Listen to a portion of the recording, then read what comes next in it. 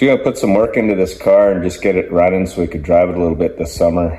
What's got it sitting is that it had a coolant leak in it, and dumped all the antifreeze out of it a while back, and then it just kind of got sitting in the garage and forgotten about. So we just put it up on some stands here, and we got to check out this coolant leak. So the first thing was I just put some water in the rad there to find out where that leak is coming from. It ended up, we knew that it was coming from the driver's side here, so then we had to get up underneath, take a look. Now, my first suspicion was that it would be a frost plug, but to get at that frost plug, we gotta remove the starter and the exhaust manifold. Okay, so the bolts on this thing are basically touching the side of the tubes, and they're extremely difficult to get off. We'll put this back in. I think that maybe dimpling the tube to get a little access so you can get the wrench on there so it's not touching or rubbing the tube when you're trying to take the fastener out might be a better option. But not only that, so the bolts up top here are really difficult to kind of get at.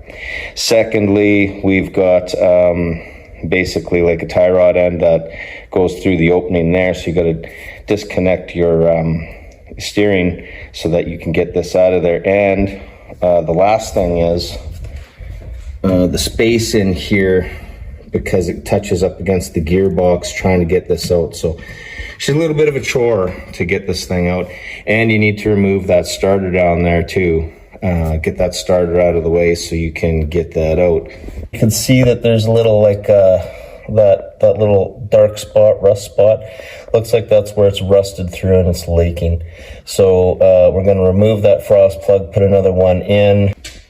First of all, what we have is the header here that's bolted on there, and the bottoms of the headers are mashed up pretty good and flattened and restricting here pretty bad. But when this is assembled into the vehicle, you pretty much have to take the starter and the header all out as one unit, and also two. It's wrapping around your steering linkage on the front end.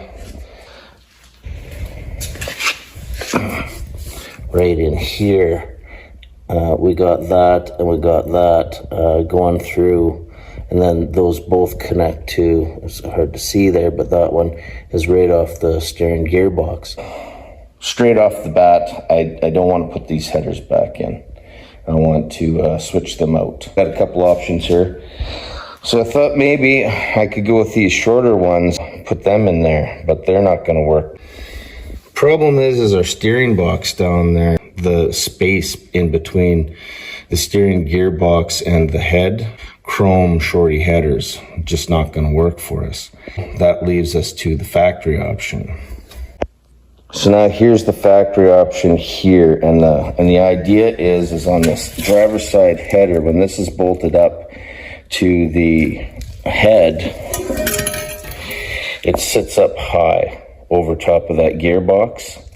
So this is what I'm gonna put back into the car so that I can change that starter out, no problem, without the headers in the way. I won't have to disconnect the front steering linkages and stuff like that. Just in the future, I won't have these problems, these issues. So then what I'll end up doing is I'm just gonna fashion some exhaust pipe, and till we get to where the flange piece is for the rest of the exhaust for now.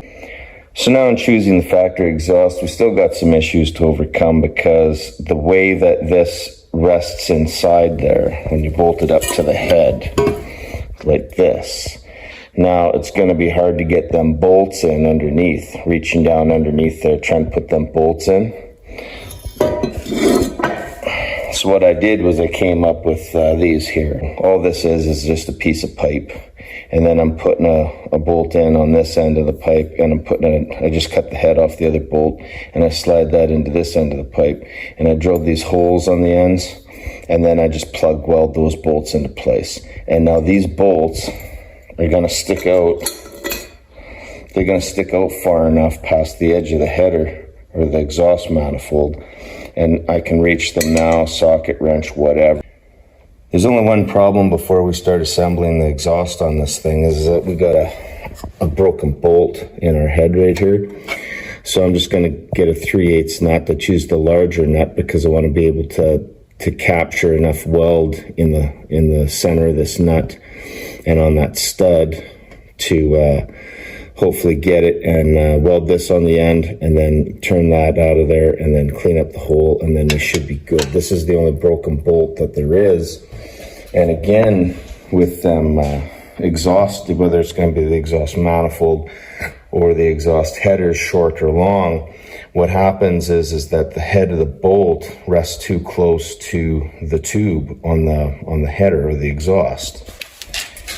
So if we look at this one, for example, because this is the header that came out of there, and it did not want to come out very nice either, is because so you got a bolt, and look how close that is to the exhaust. It's practically touching.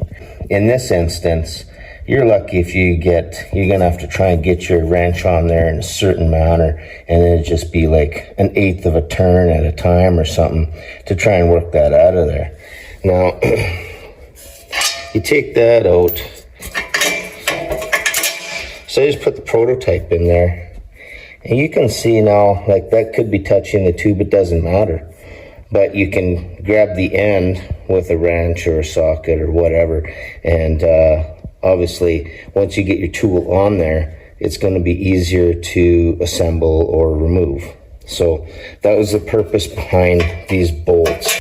That might be a good trick for anybody working on exhaust, is just to pump that head of the bolt out farther so that you can access it with your tools. And the design here, rather than it being just a big long bolt and then a piece of pipe as a bushing, because that could work as well.